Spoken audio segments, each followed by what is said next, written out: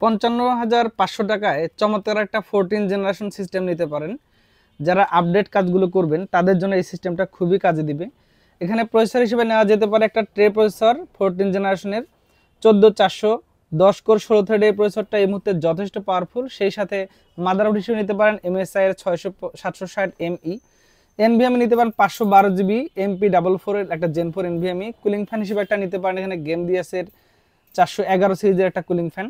সেই সাথে power supply 350 watt, RAM নিতে পারেন 6000 মেগাহার্টসের একটা 16 GB র্যাম। কমপ্লিটলি এই সেটআপটাতে আপনার মোটামুটি খরচ হবে 55,500 টাকার আশেপাশে, যেটা বাজেটের মধ্যে একটা এই মুহূর্তে রাইট চয়েস।